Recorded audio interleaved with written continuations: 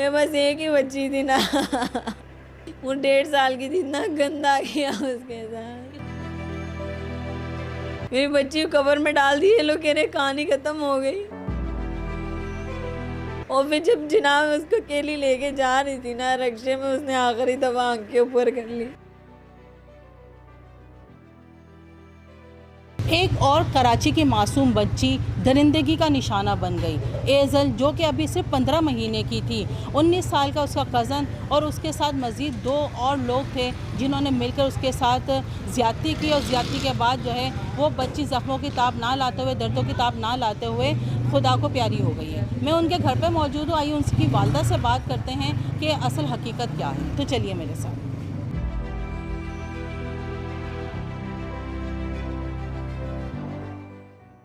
ये बताओ क्या हुआ था? एजल कहाँ थी, कहाँ से गायब हुई थी एजल? आइजल घर पे थी अपनी खाला के पास। मैं पिछली गली में गई थी।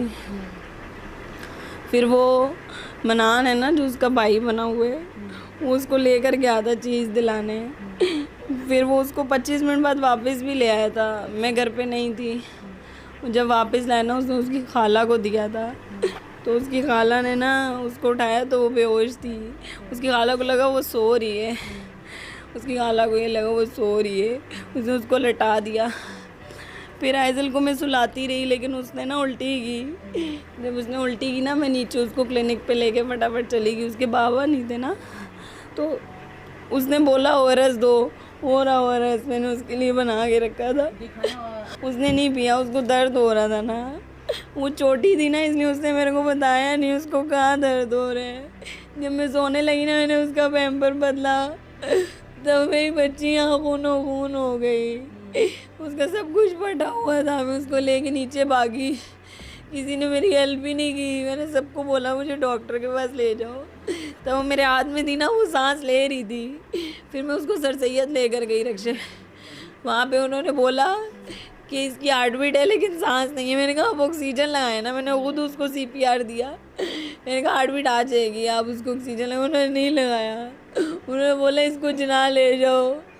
और फिर जब जिना में उसको अकेली लेके जा रही थी ना रक्शे में, उसने आखिरी दफ़ा आंख के ऊपर कर ली। उसने आखिरी दफ़ा तब मम्मा बोला मेरे को। उसके बाद मेरी बच्ची ठंडी हो गई। उन्होंने मार दिया उसको, उन्होंने मार दिया। वो 1.5 साल की तो थी।